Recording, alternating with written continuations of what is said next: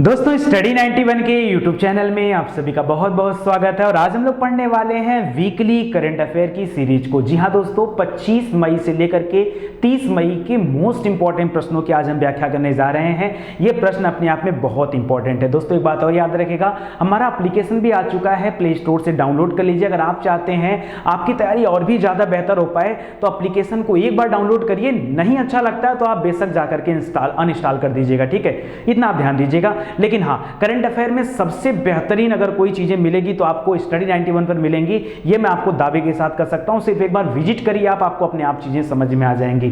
चलिए पहला प्रश्न दे रहा है। देखिए आजकल हम इसी तरह के प्रश्न बना रहे हैं और पढ़ा रहे हैं क्योंकि हम जानते हैं कि परीक्षा में आपको क्या क्या याद रखना चाहिए। पहला प्रश्न है कि अल्जाइमर से संबंधित निम्न कथनों की पुष्टि कीजिए। अल्जाइमर रोग का नाम तो सुना होगा ना, चलो बताओ अल्जाइमर रोग क्या होता है। पोस्टमार्टम क्लास एक तरीके से अल्जाइमर दोस्तों मस्तिष्क का एक रोग होता है जिसमें व्यक्ति किसी को पहचानना बंद कर देता है। मैं यहाँ पे क्या कर रहा हूँ, मैं नितिन हूँ, कौन हुआ, व्यक्ति की मानसिक कमजोरी आ जाती है, साथ ही साथ शारीरिक कमजोरी भी आ जाती है। तो इसको याद रखिएगा, अल्जाइमर रोग। इतना इंपॉर्टेंट क्यों है ये प्रश्न? इंपॉर्टेंट क्यों है? इंपॉर्टेंट इसलिए है कि दुनिया में तीसरे नंबर पे भारत आता है जहां अल्जाइमर के सबसे ज्यादा पेशेंट है। किस नंबर पे आता है? तीसरे नंबर पे। सर ये तो इंपॉर्टेंट है, अब तो पढ़ा दीजिए आप। देखो करा अल्जाइमर के बारे में, करा भारतीय प्रौद्योगिकी संस्थान यानी भारत में एक IIT है, गुवाहाटी में है, ठीक है। करा IIT गुवाहाटी के शोधकर्ताओं द्वारा विकसित किया गया एक विधि जिसका नाम है ट्रोजन हॉर्स। क्या विधि का नाम है? ट्रोजन हॉर्स विधि। करा यह विधि अल्जाइमर रोग संबंधी स्मृति ह्रास को रोकने में मदद करेगा, मतलब किसी भी मामला को भूलने नहीं देगा।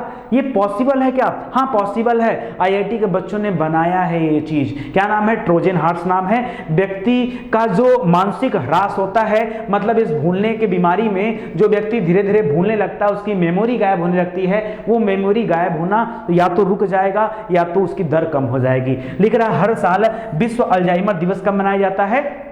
21 सितंबर को मनाया जाता है। 31 सितंबर तो होता ही नहीं, ठीक है, 21, ठीक है, 21 सितंबर को मनाया जाता है। सितंबर में दोस्तों सबसे इंपॉर्टेंट दिवस है 16 सितंबर, ठीक है। क्या है 16 सितंबर को? जल्दी बताओ क्या है? ओजोन दिवस के रूप में मनाया जाता है। तो यहां पर दिए गए दोनों कथन बिल्कुल सही है, इनको आप याद रखिएगा। इतना ही मामला था यहां पर, ठीक है। वही बातें आपको आगे यहां पर दिया जा रहा है। 1 मिनट यार, इसका PDF नहीं है क्या? ऐसे तो बड़ा टाइम लग जाएगा। 1 सेकेंड वेट करिए, मैं इसका PDF पहले लगाता हूं, नहीं तो मजा किरकिरा हो जाएगा, ठीक है। 1 सेकेंड वेट करिए, थोड़ा सा,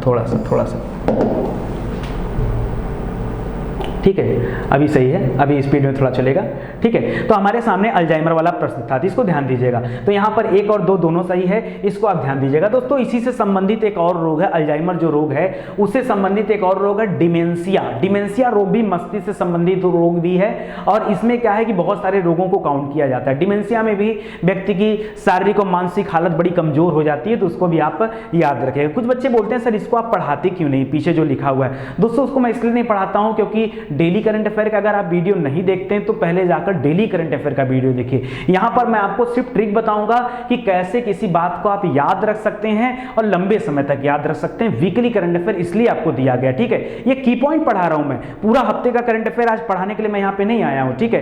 की पॉइंट जो आपको याद रखना है। एक प्रश्न था दोस्तों, वर्तमान में RBI के विभिन्न दरों के संबंध में कुछ कथन दिए हैं, उनकी पुष्टि कीजिए।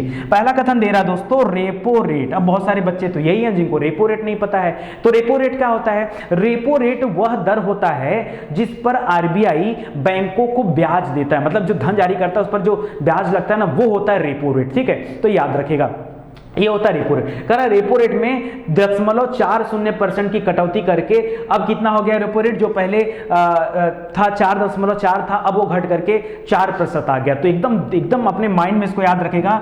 रेपो रेट इसमें भारत में कितना चल रहा है? केवल 4% चल रहा है, ठीक है। दूसरा करा रिवर्स रेपो रेट जो कि 3.75% था, उससे घट करके कितना हो गया?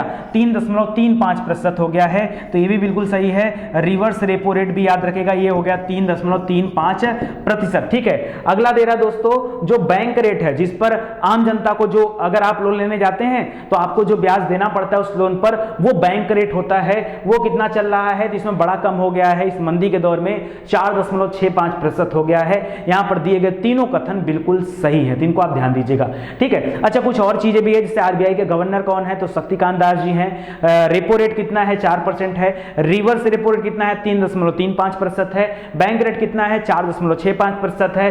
फॉरेन रिजर्व कितना है इस समय? 487 बिलियन डॉलर्स का भारत के पास फॉरेन रिजर्व है, जो कि अब तक का सबसे बड़ा फॉरेन रिजर्व है। इसको भी आप याद रखिएगा।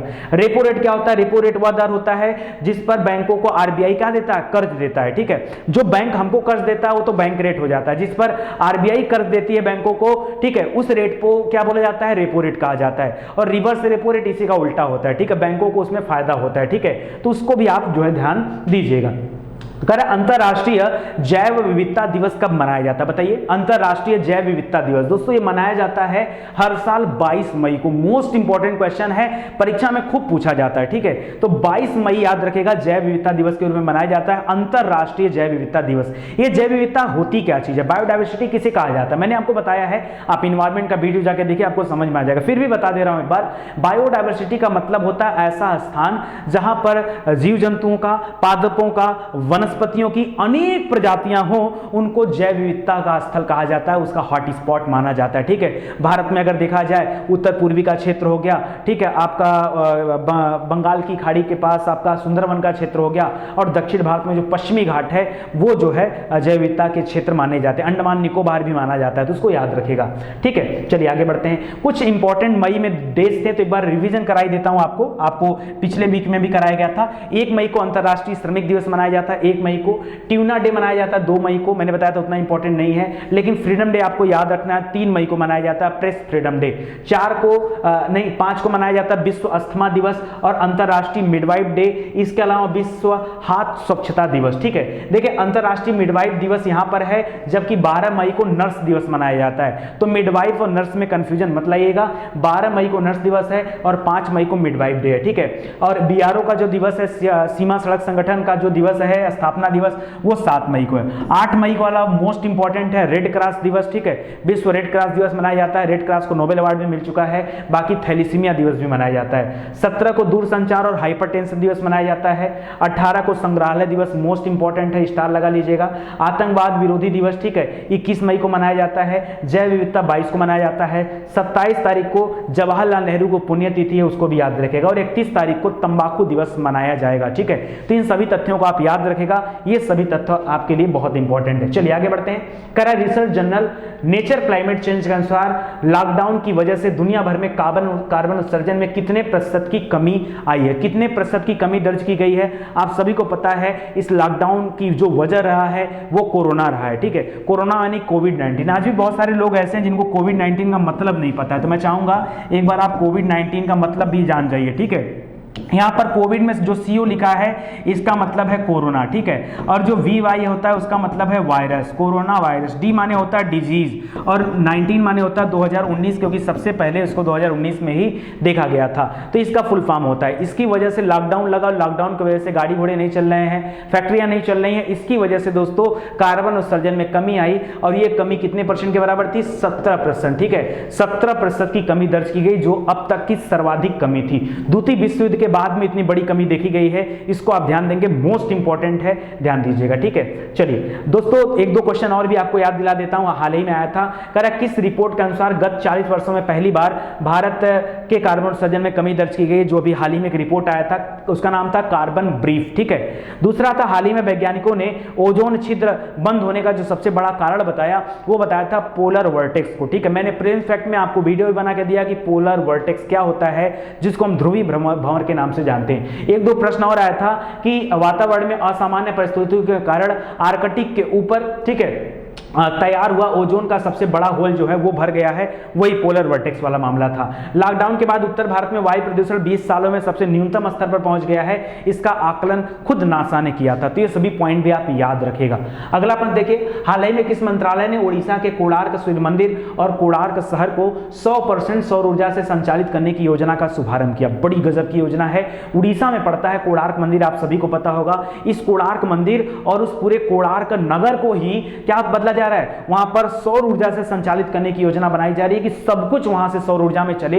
इसके लिए जो कदम उठाया है वो नवीन एवं नवीकरणीय ऊर्जा मंत्रालय द्वारा उठाया गया है। इसको सौर नगरी के रूप में डेवलप किया जा रहा है। किसके रूप में? सौर नगरी के रूप में डेवलप किया जा रहा है। इसका शुभारंभ हो चुका है। तो इसको दोस्तों आप याद रखिएगा, बड़ा इंपॉर्टेंट क्वेश्चन है, ठीक है। चलिए, अच्छा एक चीज और याद रखिए, कोणार्क के सूर्य मंदिर का निर्माण किसने कराया था? तो 13वीं शताब्दी में गंग वंश के शासक थे जिनका नाम था नरसिंह देव प्रथम याद रखेगा, नरसिंह देव प्रथम ने इसका निर्माण कराया था। यूनेस्को ने इसको जो है अपने विश्व विरासत सूची में भी शामिल किया है।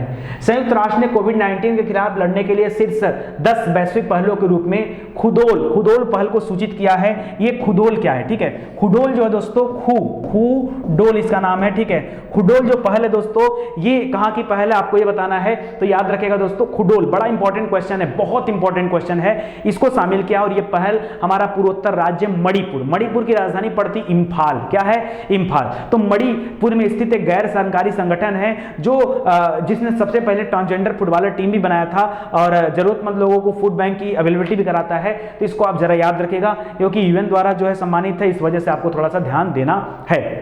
चलिए आगे बढ़ते हैं। चांद की कृत्रिम मिट्टी बनाने का पेटेंट किस भारतीय संगठन ने हासिल किया है? अभी तक क्या था दोस्तों, चांद की कृत्रिम मिट्टी भारत को नासा से खरीदना पड़ता था और वो बहुत महंगी आती थी, ठीक है। तो ऐसे में नासा ने अब इस मिट्टी को खुद तैयार कर लिया है, तो उसकी निर्भरता वहां से हट जाएगी, वो अपने ऊपर निर्भर हो सकता है। तो याद रखेगा, ये इसरो ने इस काम को करके दिखाया, इस मिट्टी का पेटेंट जो है वो हासिल कर लिया, ठीक है। वही लिख रहा है, कह रहा है कि इसरो के लिए सबसे बड़ी उपलब्धि है। दरअसल पृथ्वी की सतह और चंद्रमा की सतह में बहुत ज्यादा अंतर है, इसी वजह से रोवर और लैंडर के परीक्षण के लिए आर्टिफिशियल सॉइल की जरूरत पड़ती रहती है, जिसके लिए जो है इस आर्टिफिशियल सॉइल को भारत को खरीदना पड़ता था। अभी तक वो नासा से परचेज करता था, लेकिन अब उसके लिए जो है उसको पेटेंट मिल चुका है, तो उसको भी आप याद रखेगा, ठीक है। यहां पे देख रहा है कि कैसे बनाए गए मिट्टी। भूवैज्ञानिकों ने तमिलनाडु में सेलम की पहाड़ियां आपको पता होगा, सेलम के पास 2 गांव हैं जिनका नाम है सीतमपोंडी और कुन्नामलाई, ठीक है। वहां पर एरेथोसाइट की चट्टानें हैं और माना जाता है कि एरेथोसाइट की चट्टानें जो हैं ये चंद्रमा की मिट्टी से मैच करते हैं और उससे ही चंद्रमा की मिट्टी बनाई जा रही है और उससे जो है ये काम हो पाएगा, ठीक है। इसको याद रखिएगा। अगला प्रश्न है, कौन सा कथन सत्य है? दोस्तों बहुत सारे चीजों को जीआई टैग हाल फिलहाल में मिल रहा है, तो ये प्रश्न भी इंपॉर्टेंट है। चलिए देख लीजिए, इसको देखिएगा, आपकी परीक्षा में 100% चांस है कि प्रश्न आए ही आए।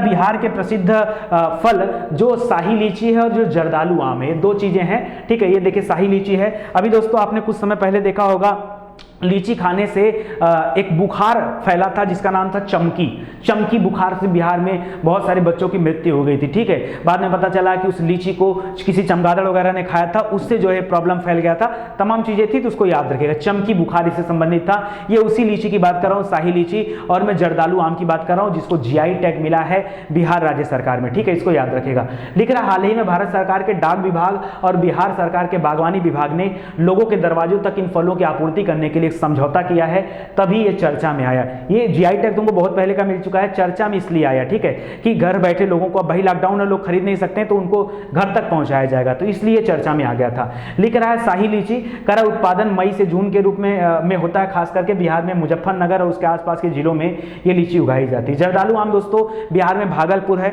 भागलपुर के पास ही आकर कोसी नदी गंगा से मिलती है, वहां का फेमस है, ठीक है। जर्दालू आम बड़ा फेमस है दुनिया में।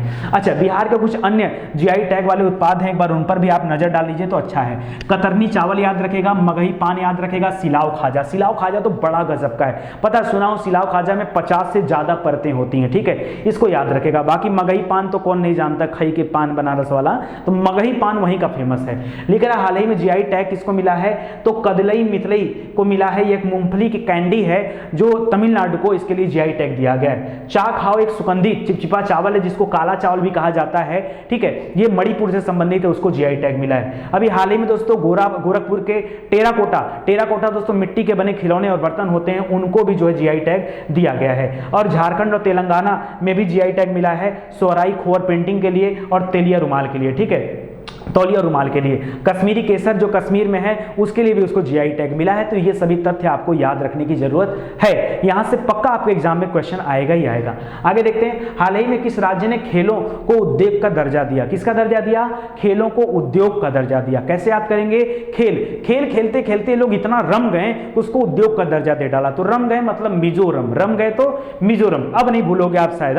तो खेलों का उद्योग का दर्जा देने वाला पहला राज्य कौन है भारत का? याद रखिए मिजोरम राज्य बात जो है इस तथ्य को आप ध्यान दीजिएगा, ठीक है। तो आगे बढ़ते हैं दोस्तों, इसमें इतना ही चीजें, ज्यादा कुछ इसमें है नहीं। कह रहा चार धाम परियोजना से संबंधित निम्नलिखित कथनों की पुष्टि कीजिए। लिख रहा केंद्रीय सड़क परिवहन राज्य मंत्री नितिन गडकरी ने हाल ही में वीडियो कॉन्फ्रेंस के माध्यम से उत्तराखंड में चंबा सुरंग का उद्घाटन किया। दोस्तों आपको पता है लॉकडाउन है तो कहीं पर मंत्रियों का आना जाना थोड़ा सा बंद है, तो ऐसे में जो है वीडियो कॉन्फ्रेंसिंग के जरिए इस चंबा सुरंग का उद्घाटन किया गया है जो कि उत्तराखंड में स्थित है। बिल्कुल कथन सही है। दूसरा दे रहा है इस सुरंग के निर्माण की वजह से सीमा सड़क संगठन, जिसको BRO बोलते हैं, बॉर्डर रोड ऑर्गेनाइजेशन, कह रहा है कि ने उत्तराखंड की चार धाम परियोजना के तहत इस सुरंग को बनाया है। ऋषिकेश धराग मार्ग पर चंबा शहर के बीच 440 मीटर की लंबी यह सुरंग बनाई गई है। तो तीनों चारों कथन यहाँ पे सही हैं, उनको आप जो है ध्यान दीजिएगा, ठीक है। कारण निम्न में से कौन सा कथन सत्य है? संघाई सहयोग संगठन यानी संघाई कोऑपरेशन ऑर्गेनाइजेशन इसको बोलते हैं, ठीक है, ने शिखर सम्मेलन और ब्रिक्स नेताओं की बैठक 21 से 23 जुलाई के बीच रूस के सेंट पीटर्सबर्ग में होनी थी। बिल्कुल सही है, रूस में होना था। आगे दे रहा कोविड-19 की वजह से एससीओ का जो शिखर सम्मेलन है वो स्थगित कर दिया गया, तो ये भी बिल्कुल सही है। अरे इतने बड़े बड़े ओलंपिक गेम, IPL ये सब कैंसिल हो गए, तो ये सब तो मीटिंग है, तो मीटिंग तो कैंसिल होनी तय है, लेकिन फिर भी आप याद रखिए कि ये कैंसिल हो गया। आगे अभी कोई डेट नहीं आया, कोई चीज नहीं आया, तो इसको आप ध्यान दीजिएगा, ठीक है। एससीओ का जो मुख्यालय है वो बीजिंग में है, चीन में, उसको भी ध्यान दीजिएगा।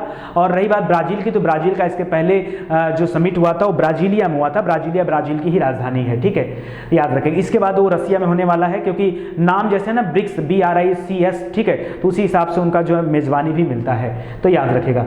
चलिए आगे देखते हैं दोस्तों। करा भारत और चीन के बीच सीमा जो LAC का विवाद चल रहा है, लाइन ऑफ एक्चुअल कंट्रोल, आप देख रहे हैं कि हाल फिलहाल के कम से कम जब से मई स्टार्ट हुआ, 5 मई कोई मामला सामने आया था, तब से चीनी जो लोग हैं उन्होंने अपने पेट्रोलिंग को पहले बढ़ा दिया था, 500 लेग में 3 गुना कर दिया था। पहले 3 ही बोट वहां पेट्रोलिंग करती थी, बाद में पता चला कि 9 बोट पेट्रोलिंग करती है। मैंने प्लेन्स फैक्ट में इस चीज को पढ़ाया भी अलग से वीडियो बना के, ये पूरा का पूरा इशू क्या था। उसके बाद भी हम लोगों ने देखा कि सिक्किम के पास भी हमारी झड़प हो गई, कई बार जम्मू कश्मीर में भी झड़प हो गई। तो अब इसकी मध्यस्थता को लेकर के अमेरिका सामने आ गया है, डोनाल्ड ट्रंप मध्यस्थता करना चाह रहे हैं। इसके पहले भी भारत पाकिस्तान के मामले पर डोनाल्ड ट्रंप मध्यस्थता करना चाह रहे थे, लेकिन भारत ने उनको मना कर दिया था, ठीक है। इस बार फिर से वो मध्यस्थता करने को तैयार हो गए हैं, ठीक है। ये अब क्योंकि भारत और चीन का मामला है तो बीच में अब पड़ रहे हैं ट्रंप, इसको भी आप याद रखिएगा, ध्यान दीजिएगा, ठीक है।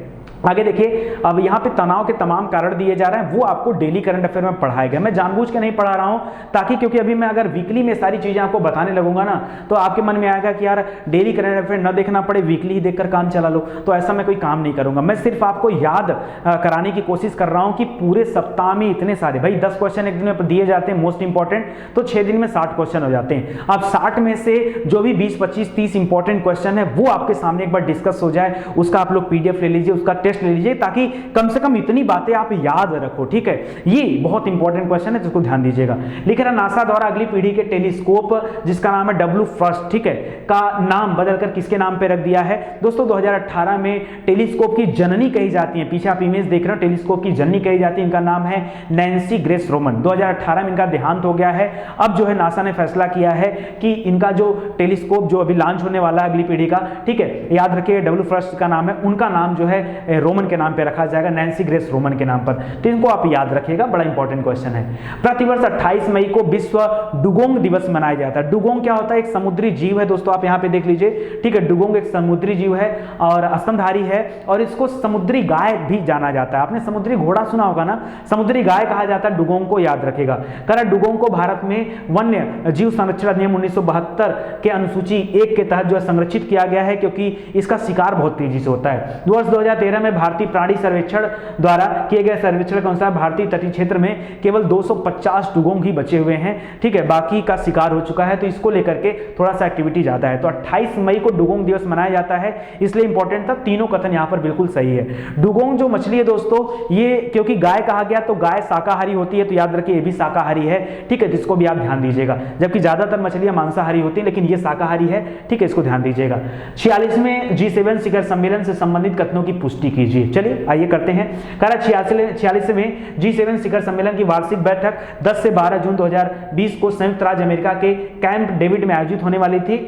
लेकिन अब इसको जो है वीडियो कॉन्फ्रेंसिंग के माध्यम से आयोजित किया जाएगा, कैंसिल नहीं किया गया, वीडियो कॉन्फ्रेंसिंग के माध्यम से आयोजित किया जाएगा।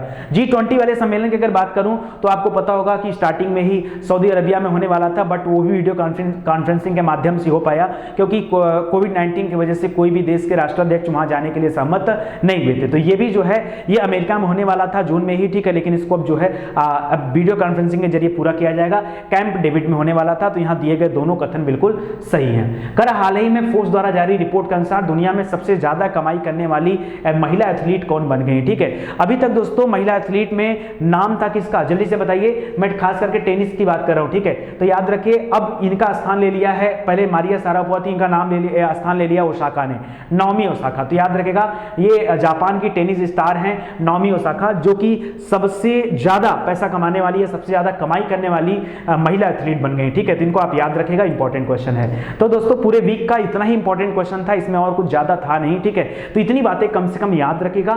नीचे डिस्क्रिप्शन में पीडीएफ दिया गया, आप जाकर पीडीएफ डाउनलोड कर लीजिए, प्लस आप टेस्ट भी दे सकते हैं। जितने क्वेश्चन यहां पढ़ाए गए हैं, पहले में होता क्या था कि वीकली करंट अफेयर में आपको 60 क्वेश्चन का टेस्ट देना पड़ता था, तो मुझे लगता था कि ज्यादा लोग अवॉइड करते थे। अब मैं क्या है, जो मोस्ट इंपॉर्टेंट क्वेश्चन है केवल आप उतने क्वेश्चन का ही आप जो है टेस्ट दे लीजिए, वही आपके लिए बेहतर होगा। तो आज के लिए बस इतना ही, मिलते हैं अगले लेक्चर में, तब तक के लिए जय हिंद, जय भारत, हंसते रहें, मुस्कुराते रहें।